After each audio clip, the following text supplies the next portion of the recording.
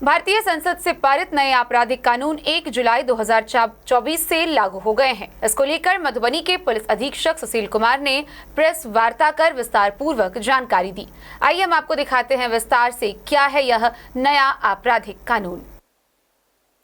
1 जुलाई से नए आपराधिक कानून 2023 लागू हो गया है। यह जानकारी देते हुए एसपी सुशील कुमार ने बताया कि नए कानून लागू होने से पूर्व बिहार के लगभग 25,000 पुलिस पदाधिकारियों को प्रशिक्षण दिया जा चुका है।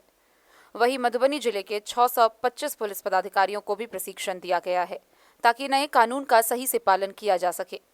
एसपी ने बताया कि कोई भी गिरफ्तारी ऐसे अपराध के मामले में जो 3 वर्ष से कम के कारावास से दंडनीय हो और ऐसा व्यक्ति जो गंभीर बीमारी से पीड़ित है या 60 साल से अधिक की आयु का है, ऐसी स्थिति में डीएसपी रैंक के अधिकारी से गिरफ्तारी से पूर्व अनुमति लेनी होगी।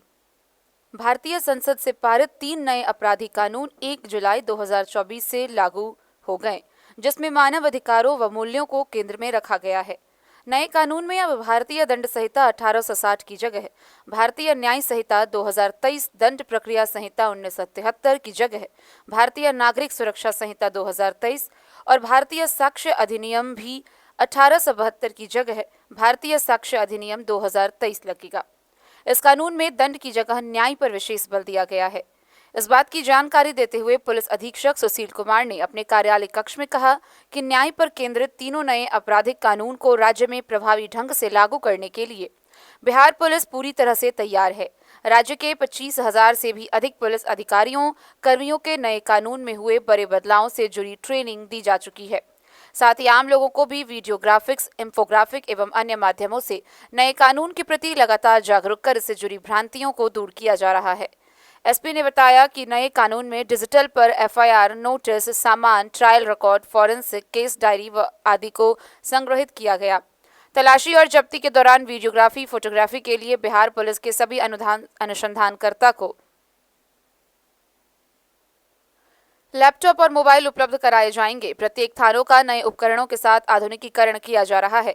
अब हर थाने में वर्क स्टेशन, डेटा सेंटर तथा अनुसंधान हॉल, रिकॉर्ड रूम और पूछताछ कक्ष का जल्द ही निर्माण होगा। बढ़ते हुए साइबर अपराध पर नियंत्रण एवं डिजिटल सबूत के प्रबंध, अनुसंधान एवं साइबर सुरक्षा को सुनिश्चित करने के लिए विधि विज्ञान प्रयोगशाला बिहार पटना तथा बिहार पुलिस अकादमी राजगीर में स्थित क्षेत्रीय विधि विज्ञान प्रयोगशाला में साइबर फॉरेंसिक प्रयोगशाला की एक इकाई स्थापित की जा रही है। पुलिस अधीक्षक सुशील कुमार ने बताया कि नागरिक घटनास्थल या उस पर कहीं से भी एफआईआर दर्ज कर सकते हैं। पीड़ित एफआईआर की एक निःशुल्क प्रति प्राप्त करने के हकदार हैं। पुलिस द्वारा पीड़ित को 90 दिनों के अंदर जांच की प्रगति के बारे में सूचित करना अनिवार्य है। महिला अपराध की स्थिति में 24 घंटे के अंदर पीड़िता की सहमति से उसकी मेडिकल जांच की जाएगी। साथ ही 7 दिनों के अंदर चिकित्सक उसकी मेडिकल रिपोर्ट भेजेंगे। क्रिमिनल जस्टिस सिस्टम के सभी चरणों का डिजिटल रूपांतरण किया गया है, जिसमें ई समन, ई नोटिस, इलेक्ट्रॉनिक दस्तावेज प्रस्तुत करना और ई ट्रायल शामिल है। एसपी ने बताया कि पीड़ित ई बयान दे सकते हैं। साथ ही इलेक्ट्रॉनिक माध्यम से गवाह, अभियुक्त, विशेषज्ञ की और पीड़ितों की उपस्थिति के लिए ई अपरिंट्स की शुरुआत की गई है। जो आज 1 जुलाई 2024 से नया कानून जो कि भारतीय संसद के द्वारा पारित किया गया है, जिसमें जो पुराना कानून था भारतीय दंड संहिता 1860 इंडियन पिनल कोड, जिसको इंग्लिश में हम लोग कहते हैं, उसकी जगह पे भारतीय न्याय संहिता 2023 लागू हुआ है। उसी तरीके से दंड प्रक्रिया संहिता 1973, जिसको सीआरपीसी इंग्लिश में कहते हैं, उसकी जगह पे बीएनएसएस या भारतीय नागरिक सुरक्षा संहिता 2023 लागू हुआ है। और जो इंडियन एविडेंस एक्ट था, भारतीय साक्ष्य अधिनियम 1872, उसकी जगह पे भारतीय साक्ष्य अधिनियम 2023 लागू हुआ है। जो ये जो नए कानून हैं तीनों, आज से 1 जुलाई से पूरी तरीके से इफ़ेक्टिव हो गए हैं पूरे इंडिया में, और हमारे बिहार राज्य में भी पूरी तरीके से इफ़ेक्टिव हो गए हैं। आज से जो भी घटना होगी उसका एफआईआर जो है इन नए कानून के तहत, और जो प्रक्रियाएं कोर्ट में चलेंगी, ट्रायल चलेगी, इन नए कानून के तहत ही चलेगी। जो ये नया कानून है, इसमें विशेषता यह है कि ये दंड की जगह पे न्याय पर विशेष फोकस किया गया है इसमें। और जो बिहार पुलिस है, इस नए कानून में सभी को प्रिपेयर करने के लिए लगातार, जैसा आप लोगों को पता भी होगा, हम लोगों ने ब्रीफ भी किया था पहले, कि लगातार 5 चरणों में सभी पदाधिकारी सभी रंग के पदाधिकारियों को बहुत एक्सटेंसिव ट्रेनिंग दी गई है ऑनलाइन माध्यम से। पूरे बिहार राज्य में 25,000 से ज़्यादा लोगों की ट्रेनिंग 25,000 ज़्यादा ऑफिसर्स की ट्रेनिंग प्रदान की गई है। उसी तरीके से मधुबनी में भी लगभग 625 से ज़्यादा जो हमारे ऑफिसर्स थे, सभी रैंक के, चाहे पीटीसी हो, चाहे एसआई हो, एएसआई हो, सभी रैंक के पदाधिकारियों की ट्रेनिंग दी गई है। 3-3 दिन की ट्रेनिंग दी गई है।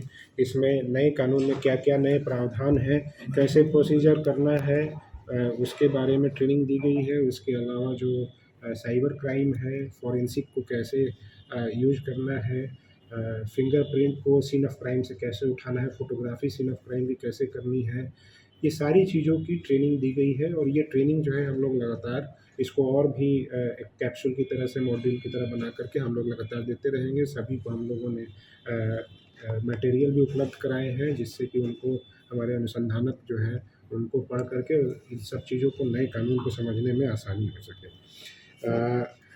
आज ये जो नया कानून लागू हुआ है, इसमें सभी थानों में आज 11 बजे से लेकर के 12 बजे तक के बीच में सभी थानों में, सभी थानों के जो गणमान्य लोग हैं उनको बुलाया गया था और उनको बुला करके इस नए कानून में जो नए प्रावधान हैं उन सब के बारे में बताया गया है। बहुत ब्रीफ, बहुत ही एक्सटेंसिव तौर पे और बहुत ही एक्सप्लेन करके सभी लोगों को बताया गया है। जो भी लोगों की कन्फ्यूजन था उसको भी दूर करने की कोशिश की गई है। इसमें सभी वरीय पदाधिकारी, एसएचओ से लेके सर्किल इंस्पेक्टर, एसडीपीओ सभी सम्मिलित हैं। जो ये नया कानून है, इसमें उनकी विशेषताओं के बारे में मैं बता देता हूँ थोड़ी सा, कि इसमें डिजिटल तौर पे अब हम एफआईआर कर सकते हैं, notice, summon, trial, record, forensic, case diary, ये सारी चीज़ें अब डिजिटल तौर पे होगी। तलाशी और जब्ती भी जो है पुलिस के द्वारा जो की जाती है, उसमें अब वीडियोग्राफी और या फ़ोटोग्राफी अनिवार्य है, उसका संग्रहण करके रखना भी अनिवार्य है। इसके लिए बिहार पुलिस के सभी पदाधिकारियों को लैपटॉप और मोबाइल प्रदान किया जाएगा। उसके अलावा ऐप भी बनाए जा रहे हैं, ताकि जो भी सर्च और सीजर के टाइम पे वीडियोग्राफी और फ़ोटोग्राफी होगी, उसको उसमें अपलोड किया जा सके, ताकि किसी भी तरह पूरी तरीके से पारदर्शिता रहे। जो भी सर्च एंड सीजर हो रहा है वो पूरी रियल टाइम अपलोड हो जाएगा सारी चीज़ें। जो नया कानून है, नागरिक केंद्रित कानून है। इसमें कई प्रावधान हैं, जैसे कि नागरिक घटना स्थल या उससे कहीं भी एफआईआर दर्ज कर सकता है। इस नए कानून में ई-एफआईआर, मतलब इलेक्ट्रॉनिक मीन से आप कोई आवेदन भेजें, उसके तो बिना पे एफआईआर दर्ज होगा। उसके अलावा जीरो एफआईआर का कॉन्सेप्ट पहले भी था, इसको इस एक्ट में पूरी तरीके से सम्मिलित किया गया है। तो जीरो एफआईआर भी किया जा सकता है। घटना कहीं भी हो, किसी भी बगल के थाने में जाकर के एफआईआर दर्ज किया जा सकता है, और उसके बाद वो उस थाने का जो संबंधित थाना है जहाँ पे घटना हुई है, वहाँ पे संबंधित थाना जहाँ पे एफआईआर दर्ज किया गया है, वो उसको फॉरवर्ड कर देंगे, जिसको हम लोग जीरो एफआईआर कहते हैं। जब एफआईआर दर्ज होगा तो पीड़ित को एक निःशुल्क प्रति प्राप्त करने का हकदार है वो। हमारे सभी थाना अध्यक्ष, जहाँ भी एफआईआर दर्ज होता है थाना को, उसको एक निःशुल्क प्रति प्रदान करना होगा। पुलिस द्वारा पीड़ित को 90 दिनों के अंदर जांच की प्रगति क्या हुई है उसके बारे में भी सूचित करना होगा। महिला जो के खिलाफ जो अपराध है, उसके अंदर में 24 घंटे के अंदर में पीड़िता की सहमति से उसकी मेडिकल जांच कराई जाएगी, और साथ ही 7 दिनों के अंदर जो चिकित्सक हैं उनको मेडिकल रिपोर्ट देना होगा।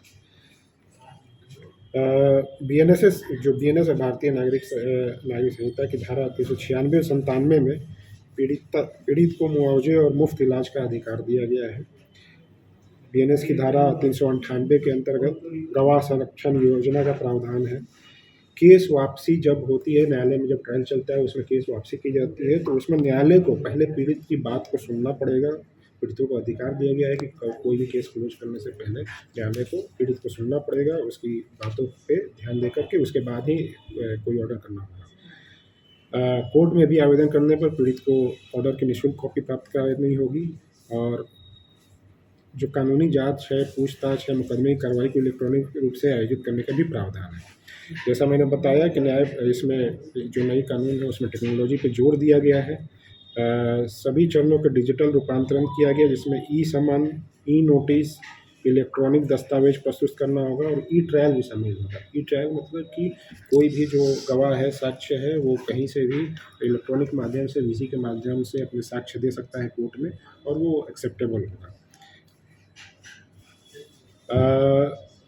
बहुत सारी और भी चीज़ें हैं। उसके अलावा जैसा मैंने बताया, तलाशी और जब्ती की वीडियोग्राफी एकदम अनिवार्य की गई है। पुलिस कहीं भी तलाशी और जब्ती करने के लिए जाती है तो इसको वीडियोग्राफी की जाएगी। अब जो कुछ नए अपराध भी परिभाषित किए गए हैं इस कानून में, जिसमें कि स्नैचिंग एक गंभीर और नॉन बेलेबल अपराध की श्रेणी में रखा गया है। पहले स्नैचिंग में सज़ा कम थी, लेकिन अब ये जो है गैर जमानती धारा है। भारत की एकता, अखंडता, संप्रभुता, सुरक्षा एवं आर्थिक सुरक्षा के लिए खतरा पैदा करने या किसी समूह के आतंक फैलाने के लिए किए गए कृत्यों को आतंकवादी गतिविधि मानी जाएगी। राजद्रोह जो नया आज से 1 जुलाई 2024 से जो नया मधुबनी से फिरोज आलम की रिपोर्ट।